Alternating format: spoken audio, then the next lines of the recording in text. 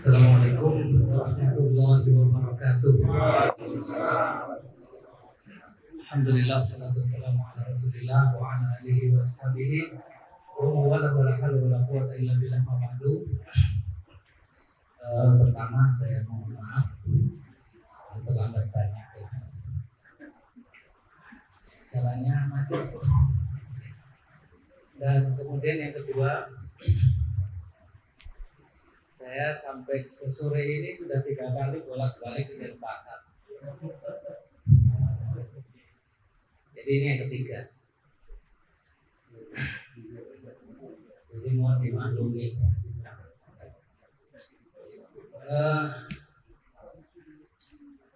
Sesuai dengan permintaan Ustaz Safarudin, ya, kita merencanakan kegiatan kajian di majelis tabligh, ya, tabligh dengan tema besarnya atau materi besarnya itu tafsir Al-Quran.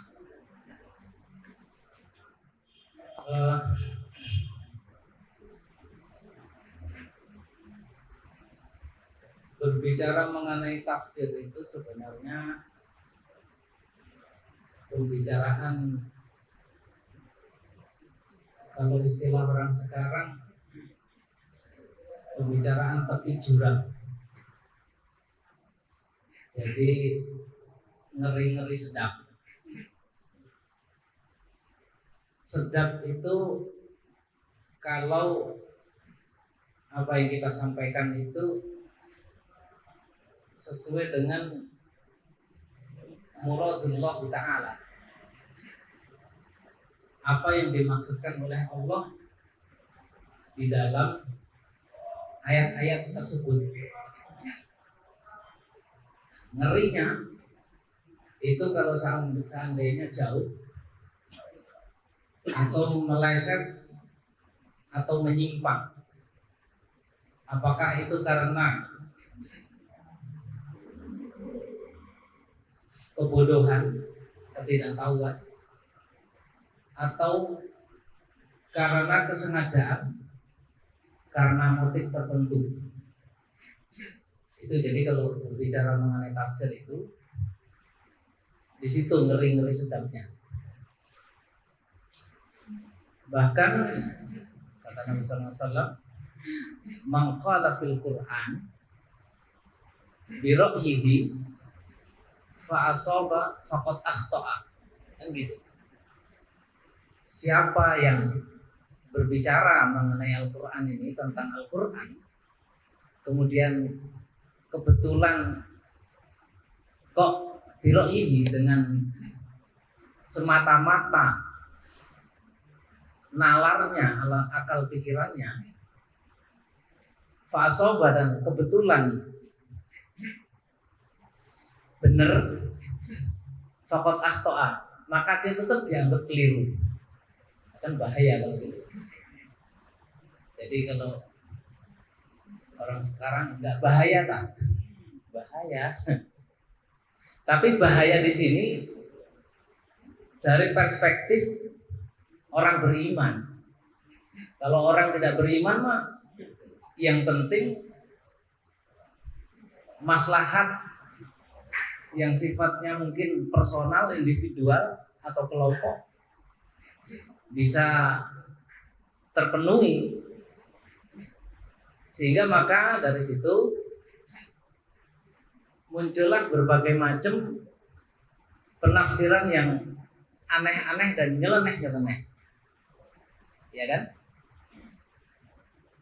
Mulai dari yang anehnya itu agak dekat sampai anehnya itu yang jauh sekali. Dan bahkan bisa merobohkan sendi-sendi yang paling utama di dalam agama ini. Coba misalnya sebagai contoh saja. Ada ayat yang berbunyi, wa aqimis sholata lidzikri, dan dirikanlah sholat untuk mengingatmu.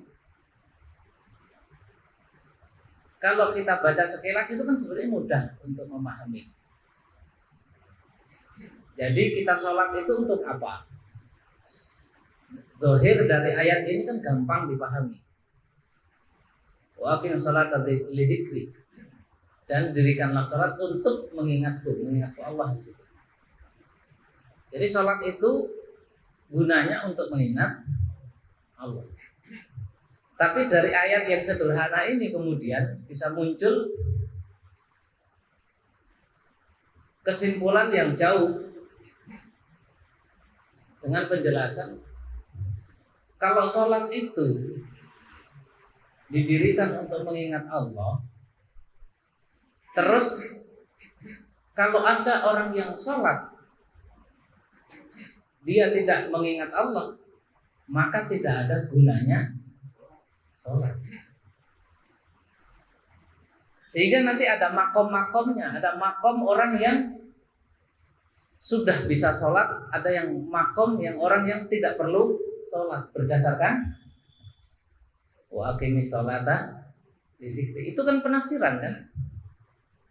Tapi apakah tafsir yang semacam ini sesuai dengan muradullah atau tidak?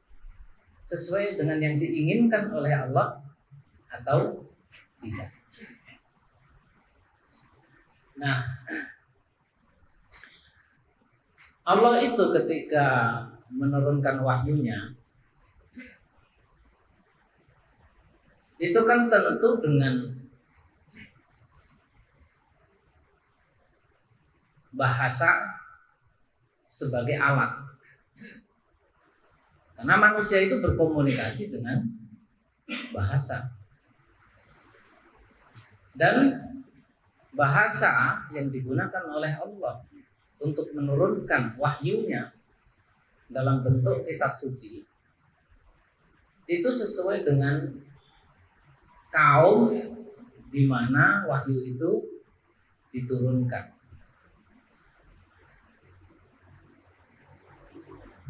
Maka ketika Al-Quran itu turun kepada Nabi Muhammad yang lahir di Arab, hidup di lingkungan Arab, berbicara dengan bahasa Arab, maka wahyu itu ketika digunakan oleh Allah untuk berkomunikasi, tentu yang menggunakan bahasa yang dipahami orang pada saat itu. Nah, ini juga tidak lantas kemudian disimpulkan kalau begitu Allah itu berbangsa Arab, berbahasa Arab, kan gitu? Tidak.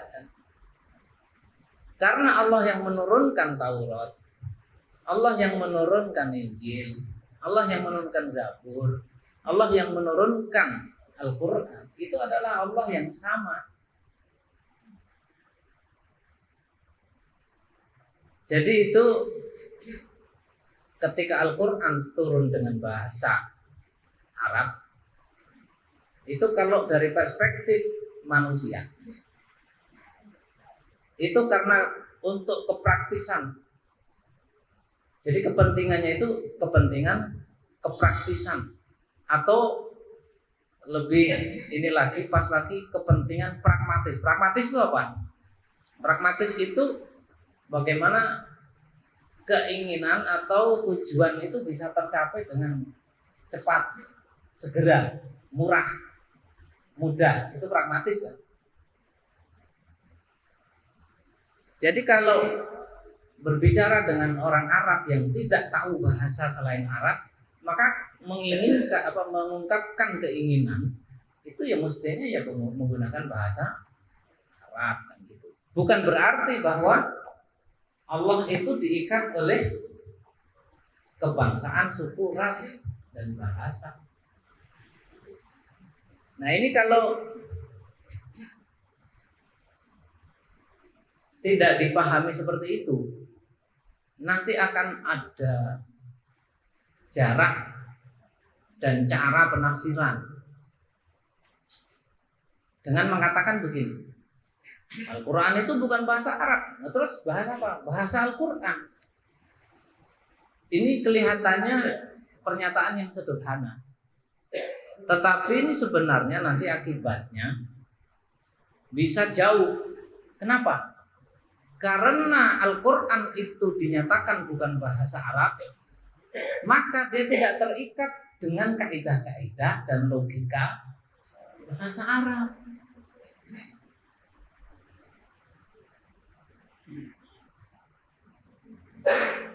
Jadi kalau Al-Quran bukan bahasa Arab, terus bahasa apa?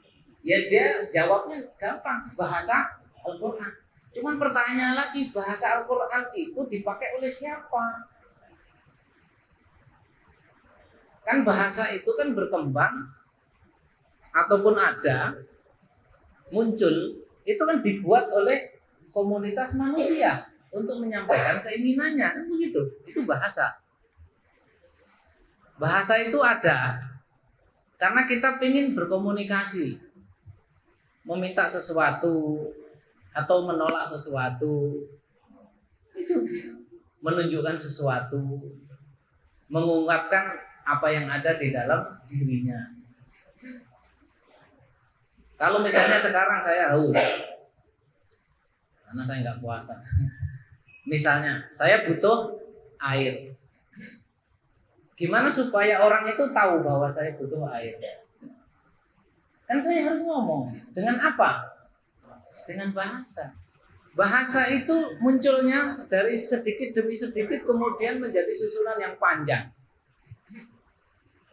Sesuatu yang bisa melegakan tenggorokan, yang zat cair itu kita beri nama air. Dan kita sepakat bahwa zat itu namanya, atau benda itu namanya air. Kalau saya ingin minum seperti itu, maka saya mengatakan ambilkan air, kan gitu. Dan kata ambilkan itu juga munculnya dari situ, dari kata ambil. Kalau dikasihkan berarti menjadi perintah, ambilkan. Berarti orang itu menginginkan air. Ini salah satu contoh bagaimana kita berkomunikasi dengan bahasa. Jadi kalau kemudian Al-Quran itu dilepaskan dari bahasa Arab, maka bagaimana kita memahami Al-Quran? Bahasa Arab itu bahasa manusia, di mana orang-orang Arab sana saling memahami, berkomunikasi. Kita berkomunikasi dengan bahasa Indonesia.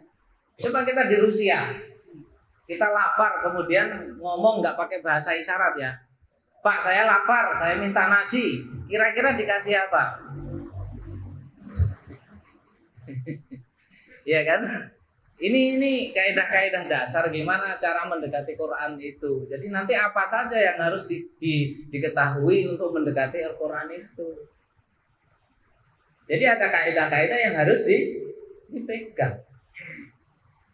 Nah, akhirnya orang yang memisahkan antara Al-Quran dengan bahasa Arab ini, kalau kita kejar, misalnya ada dalil-dalil dari Al-Quran yang menunjukkan bahwa Al-Quran itu memang berbahasa Arab karena diturunkan di masa Arab. Misalnya, Inna anzalnahu Qur'anan Arabiyyan, misalnya. Sesungguhnya kami turunkan Al-Quran itu Arabiyyan. Itu tetap dibantah. Oh, itu kan Arabiyyan, itu kan bukan bil-lughah al-Arabiyyah. Ada yang menjawab seperti itu. Nah, itu di Quran kan disebut itu Al-Quran berbahasa Arab. Coba ayatnya apa? Ayatnya Inna anzalnahu Qur'anan Arabiyyan. Ya. Kami turunkan Al-Quran ini Arabiyyan. Oh, itu kan Arabiyyan, bukan bil Arabiyyah. Nanti kalau sudah begitu,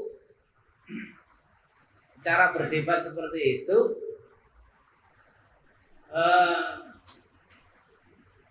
ini penganut verbalistik, literalistik, atau literal, atau harfiah. Maka semua hal bisa diperdebatkan kalau begitu. Misalnya Pak Ujang kesini tadi bawa apa? Nggak bawa motor. Naik motor gitu. Kan kadang-kadang kan bawa apa? Bawa motor gitu. Memangnya motornya dibawa, saya naikin gitu. Kan kata-kata keseharian kita pun itu kalau orang mau jadi penganut apa harfiah letterlek itu nggak ketemu. Kita di warung, misalnya mau beli tahu, nah, ini berapa? Hitung aja sendiri itu ada berapa. Padahal maksudnya ini harganya berapa, gitu kan? Sekilo berapa kan gitu? Iya kan? Itu kalau kita ngomong bahasa kan kayak gitu.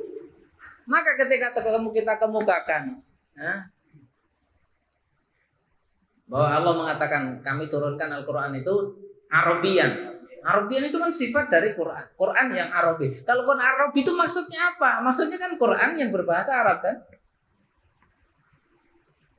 Sama dengan begini. Ini kan gini ada buku macam-macam. Ini buku bahasa Inggris, ini buku bahasa Jawa.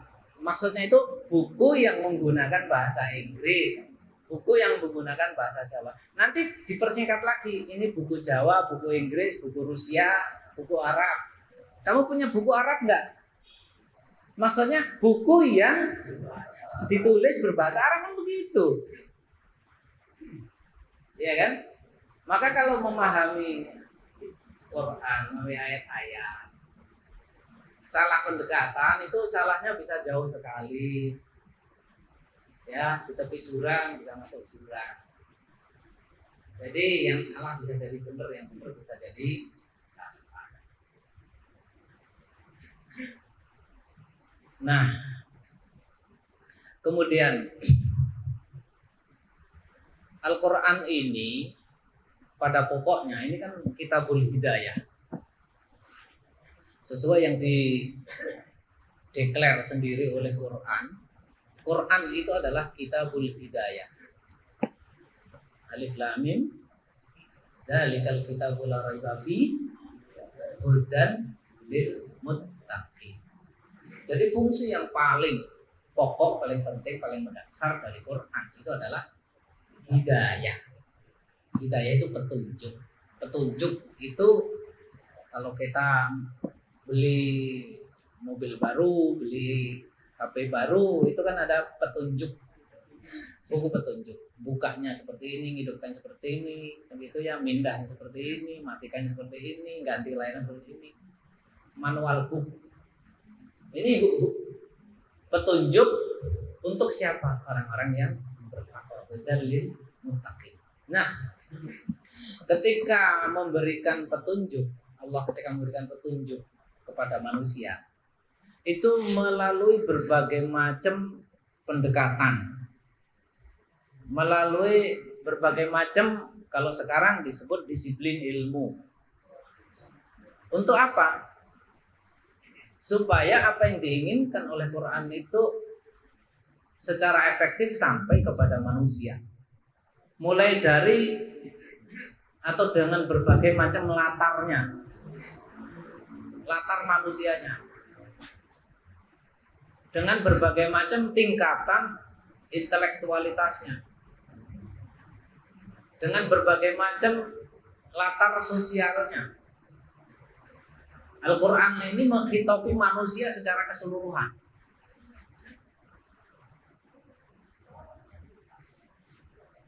Ya. Kalau buku yang dikarang oleh manusia, yang ditulis oleh manusia, itu kan biasanya kalau mensasar satu kelompok, maka kelompok yang lain itu sulit memahami. Coba saya misalnya baca teori-teori tentang fisika, nuklir, biologi, mumet saya. Tapi bagi yang dari awal sudah belajar seperti itu sampai ke pendidikan tingginya, maka ketika buka buku itu dia sudah langsung paham. Itu.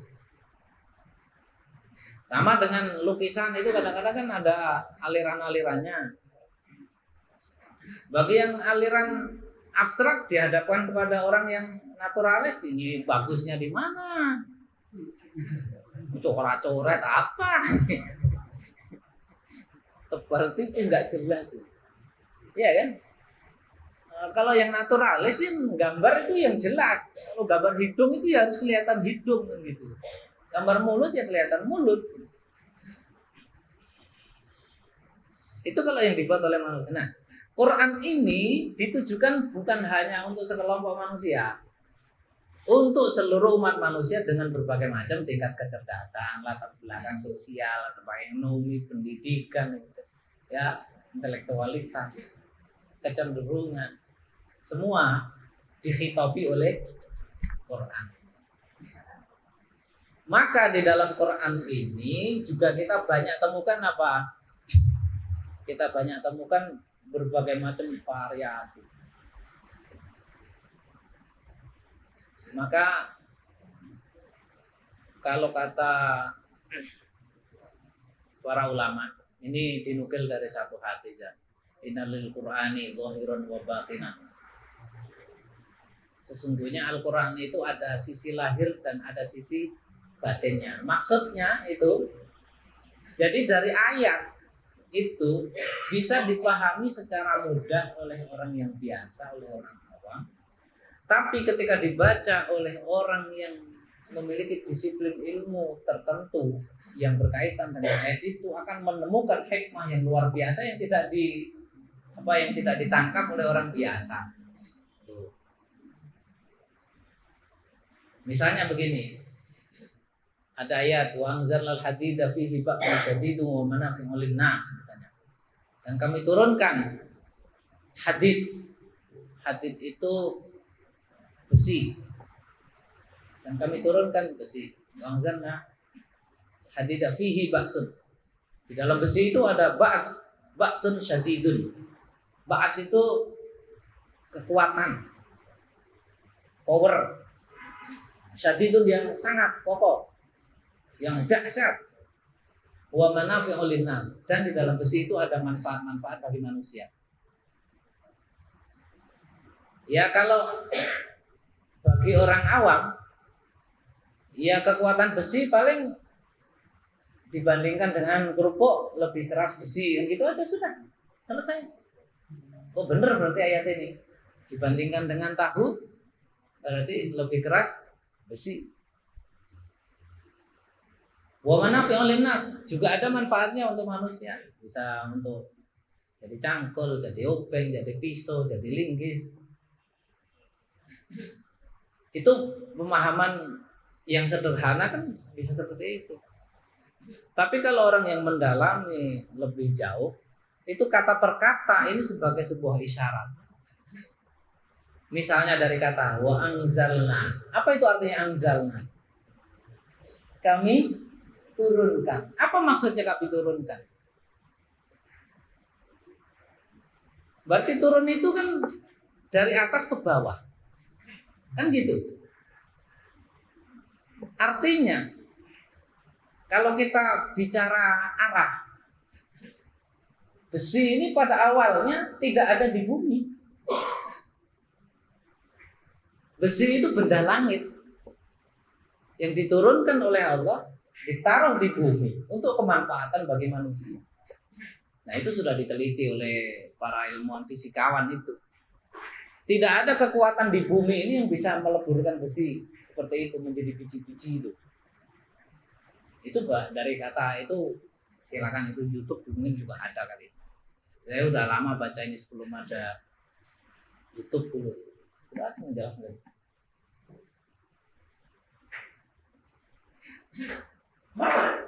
Mungkin baksun syadidun seperti apa? Jadi peradaban manusia sekarang atau teknologi lah.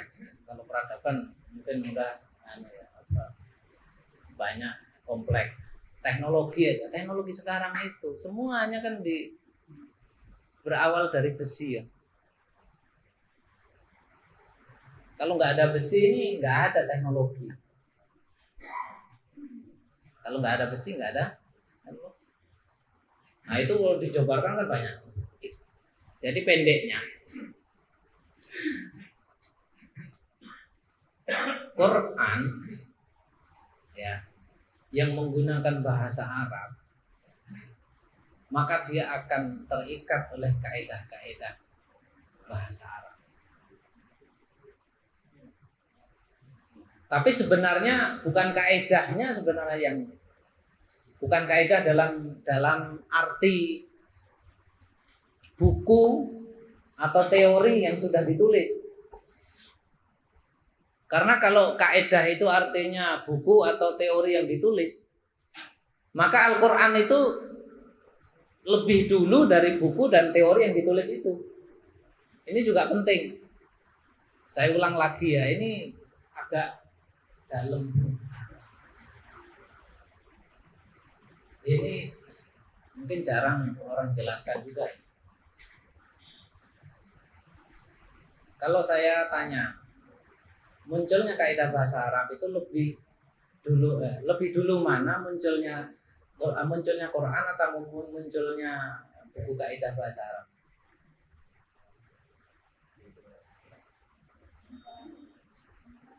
Atau kalau bahasa Indonesia yang dekat dengan kita, buku tata bahasa itu dengan bahasa Indonesia duluan mana? Duluan bahasa Indonesia. Ada bahasanya dulu baru dibuat kaidahnya. Terus pertanyaannya, kira-kira mungkin nggak ada pertentangan antara kaidah dengan bahasa? Ada.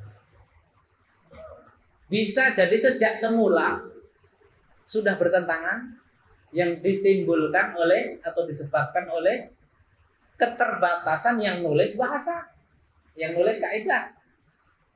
Sudah kadung dibuat kaidah. Ternyata ada orang yang menggunakan bahasa tersebut tidak sama dengan kaidahnya. Berarti yang salah kaidahnya, yang nulis kaidah. Nah begitu pula Quran. Jadi kalau saya mengatakan memahami Quran itu diikat oleh kaidah bahasa, maksudnya itu bukan berarti kalau berbeda dengan kaidah berarti Qurannya salah, bukan begitu. Salah satu contoh misalnya, di dalam Al-Quran itu ada ayat yang berbunyi latublawunna. Artinya, dan sungguh kami akan menguji kalian semuanya. Ini kalau ada papan tulis itu bisa dijelaskan. Latublawunna, perhatikan harokatnya. Lam di fathah, terus ta di dhamma, ba disukun, la, kemudian yang kedua di fathah, terus wawu di dhamma, kemudian nun di tasdid, dibaca lawunna. Itu dari kata abla yubli, dari kata balaun. Bala artinya ujian atau cobaan atau bencana. Menguji itu abla yubli, menguji. Saya menguji, ungkapannya ubli. Saya mengujimu, ublika. Kamu menguji, tubli. Kemudian menggunakan kalimat pasif. Kalimat pasif itu awalnya disukun, sebelum akhirnya di fathah. Menjadi tubla. Kalau tadi tubli itu kamu dicoba. Kalau kamu mencobai, menguji orang. Kalau kamu yang diuji, maka tubli. Nah, kamu diuji itu tubla di fathah sebelum akhirnya. Kalau dijamakkan, tublina, itu kalau kamu menguji, kalian orang banyak menguji, ada banyak orang menguji orang lain, ada ujian misalnya, ada disertasi atau apa, kan pengujinya banyak. Tublina, tubluna. Nah, kemudian dikasih non tasdid. Non tasdid itu untuk menunjukkan sungguh-sungguh. Jadi orang banyak sungguh-sungguh menguji. Tube harusnya itu bunyinya tube launa, tube launnya. Kalau di kaidah sorof itu kaidah tadi itu pecah-pecahan yang saya singgung sedikit tadi itu dari bala, abla, yubli, tubla, tubli, itu tuh namanya sorof, morfologi, untuk menunjukkan makna baru. Ya. Kaidah yang digunakan secara umum kalau kalian diuji itu dikatakan tube launa, tube launa. Tetapi kita dapati di Quran bunyinya tube lawunna, wawunya di dhammah. Kaidah umumnya itu wawunya di sukun. Jadi dengan mengatakan bahwa Al-Quran itu terikat dengan kaidah, itu bukan berarti ketika ada perbedaan itu kaidah Qurannya salah, tapi kaidahnya kurang lengkap. Harusnya kaidahnya ditambahi, Qurannya benar. Kenapa? Karena munculnya kaidah bahasa itu salah satunya sumber pengambilannya itu Al-Quran. Kaidah kebahasaan itu bahasa Arab ya, itu salah satu sumber, bahkan menjadi sumber yang pokok itu adalah Al-Quran. Jadi kalau bicara mengenai pengambilan kaidah itu, kalau di sejarah bahasa itu ada namanya asrul ihtijaj. Asrul ihtijaj itu masa di mana ucapan orang itu masih bisa digunakan untuk meletakkan kaidah. Ya. Terus di luar asrul ihtijaj itu meskipun dia berbahasa Arab tapi tidak boleh disimpulkan menjadi sebuah kaidah. Kenapa? Di luar asrul ihtijaj. Asrul ihtijaj itu abad ke pertama atau mulai dari zaman jahiliyah, mulai dari sebelum Islam, zaman Islam, abad pertama, abad kedua, abad ketiga. Abad keempat itu bahasa Arab sudah mulai rusak. Rusaknya bahasa atau berubahnya dari sistem yang semula itu rata-rata disebabkan oleh interaksi antar penggunanya. Ya. Nah, di abad ketiga keempat itu kan umat Islam sudah mulai keluar dari Jazirah Arab, berinteraksi dengan orang-orang yang tidak berbahasa, maka bahasanya itu sudah tidak murni lagi. Kayak kita bahasa Indonesia kita dengan bahasa Melayu tahun 60-an itu kan banyak berubah. Kaidah-kaidahnya bisa berubah. Bahasa Bali zaman sekarang dengan bahasa Bali tahun 60-an itu banyak yang berubah. Terpengaruh oleh bahasa Inggris, terpengaruh oleh bahasa Indonesia, terpengaruh oleh bahasa Jawa dan seterusnya. Maka bahasa yang sudah terpengaruh itu tidak boleh dikeluarkan kaidah. Nah, untuk memahami Al-Quran, jadi itu membantu sifatnya. Untuk membantu pemahaman terhadap Al-Quran, itu maka mutlak diperlukan pemahaman terhadap kaidah-kaidah kebahasaan. Maka orang yang tidak mengerti bahasa Arab pasti tidak mengerti Al-Quran.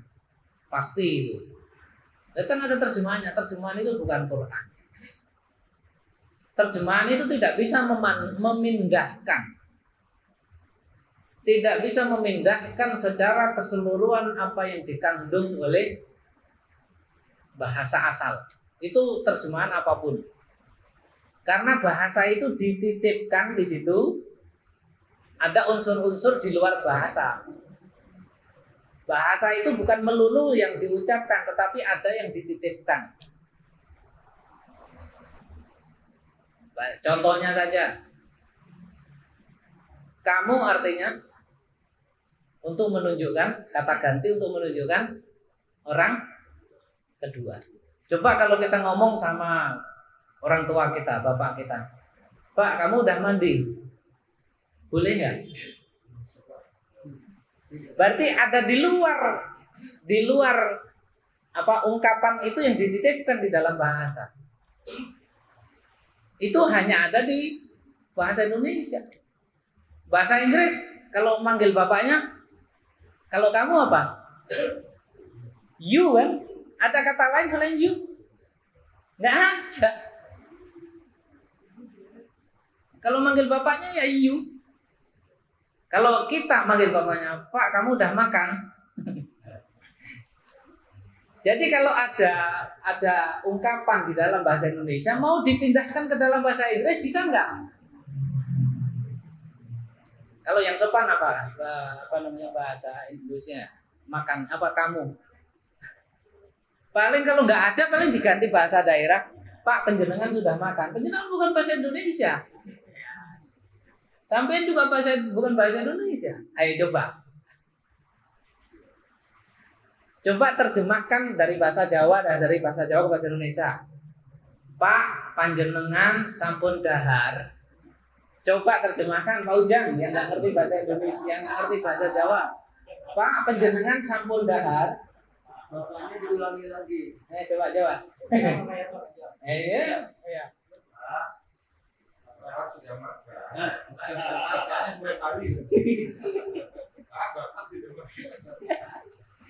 Bapaknya siapa?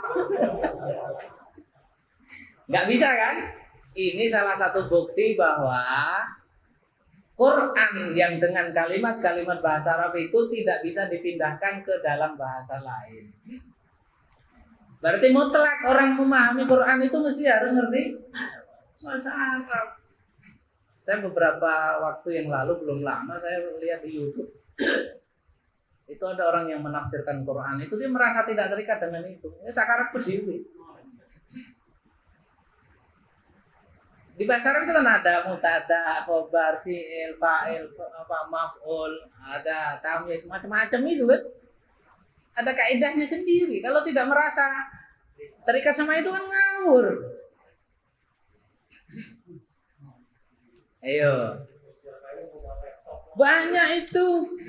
Sekarang banyak itu.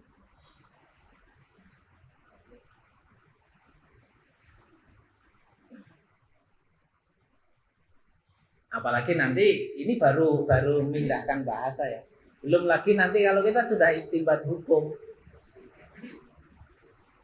Kalau istinbat hukum ini sudah langkah yang berikutnya kan. Ini kan baru memindahkan makna besarnya saja. Itu aja tidak mudah. Jadi saya nggak mampu kalau suruh bahas Quran.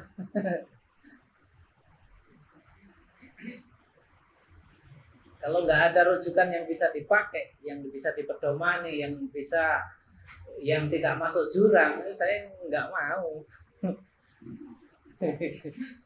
Iya kan? Iya. Makanya biasanya kalau saya belajar Quran bareng-bareng, ini mesti ada rujukannya. Menggunakan tafsir-tafsir yang muktabar lah. Yang muktabar saja itu di beberapa kalimat nanti diperdebatkan kok. Kalau yang tidak pernah belajar secara mendetail kan begitu melihat atau membaca nama pengarangnya berbahasa Arab gitu atau tokoh besar itu kan langsung diambil semua. Ya. Sudah masuk mari. Jadi Nah ini sekarang sedikit aja sebelum buka. Ini saya belum baca dan saya belum punya.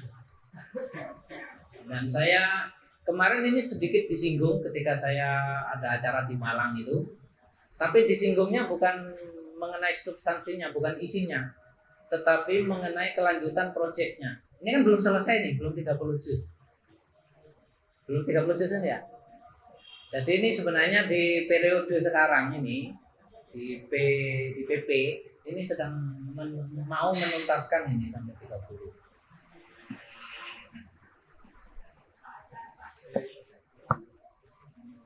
Kata Mas Safarudin nanti kita mau ngambil rujukan ini. Tapi tentu nanti saya juga bikin komparasi. Di samping ngambil dari ini, saya bikin komparasi dengan kitab-kitab yang lain. Siapa tahu nanti ini masuk jurang, bisa aja. Kan ini kan juga bikinan orang. Saya kira itu cukup.